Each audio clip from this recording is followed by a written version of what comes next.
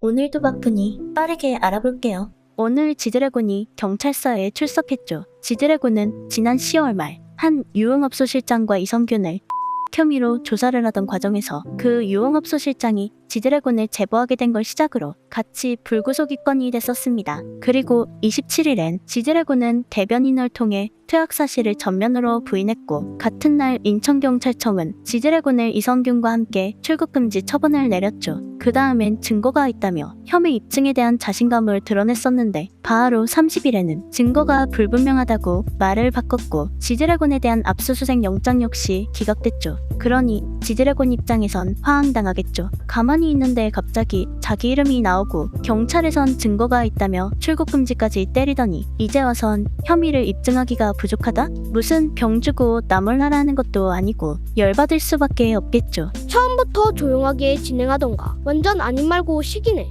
그래서 지드래곤은 2차 입장문을 내는데 이게 굉장히 강경합니다. 지드래곤은 퇴학 사실이 없다며 인천경찰청에 자진 출석을 하겠다. 그리고 이 사건을 대응하기 위해 헌법재판관 출신의 변호사를 선임했다느니, 거어에게 선임료를 지급했다느니, 이런저런 추측성 허위보도나 유튜브 영상들이 무분별하게 나오고 있는데 전혀 사실이 아니며, 그러한 내용들에 대해서는 허위사실 유포 및 명예훼손으로 초강경 대응을 하겠다고 경고했죠. 경찰서에 자진 출석하는 것뿐만이 아니라 이렇게까지 당당한 거 보니 그럴 만한 이유가 있나 봅니다. 사실 지드래곤은 기관에선 흑역사가 있는데 2011년에 지드래곤의 모발에서 대마초에 대한 양성 반응이 나와 그걸로 인해 기소유예 처분을 받았던 이력이 있어요. 일단 흡입한 것만큼은 사실이지만 극소량만 검출된 데다가 초범인 걸 감안해서 기소유예를 받은 거죠. 그리고 이제 저 이성균 사건으로 인해 지드래곤이 거론되기 시작하자, 그러고 보니 지드래곤이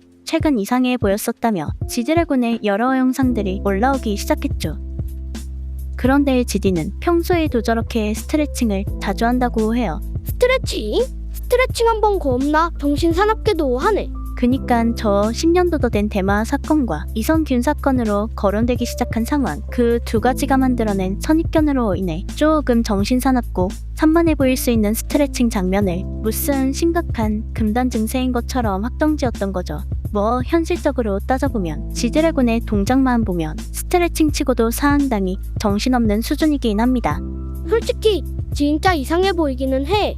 거기다 지디는 전적도 있었던 데다가 이성균 사건의 유흥업소 실장 입을 통해 얘기가 나왔고, 저런 식으로 과한 움직임을 보여주는 영상까지 있다 보니 그렇게 엮어서 보면 뭐 또 충분히 그렇게 보일 수도 있겠죠. 누가 스트레칭을 저렇게까지 정신없이 한다고 생각할까? 근데 중요한 건 그렇게 보여서 그런가 보다 라고 생각만 하는 거랑 그렇게 보이는 것만으로 마치 사실인 것처럼 확정지어서 얘기하고 다니는 건 분명히 다른 겁니다. 글로 쓰든 말로 내뱉든 얘기를 했으면 책임을 져야죠. 그리고 현재 약 4시간 만에 조사를 마치고 나온 지드래곤은 간이시약 검사에서 음성이 나왔다고 발표했습니다. 근데 머리는 왜 저럴까? 크크. 보통 저런 거 검사할 때 머리카락을 100개씩 뽑는다는데 지디도 오지게 뽑혔나 봐요. 아직 뭐 정밀 검사도 남아있지만 일단 간이시약 검사에서 음성이 나왔다는 건 적어도 상습 퇴학자는 아니라는 얘기인 거고, 그러면 지드래곤 역시 이성균과 마찬가지로 최근 10개월 정도는 퇴학한 적이 없다고 봐야겠죠. 거기다 저렇게까지 당당한 표정에 초강경 대응을 하겠다고까지 했으니 아마 무혐의가 나올 가능성이 높다고 보여지는데, 그렇게 되면 딴 건 모르겠고 저 스트레칭 영상들만 보고 프락셀 밟았던 놈들만 된 거라고 봅니다. 이래서 확정된 사실이 아니면 함부로 떠들고 다니면 안 돼요. 그래서 오늘의 남길 한마디. 확실하지 않으면 승부를 걸지 마라, 이런 거 안 배웠어?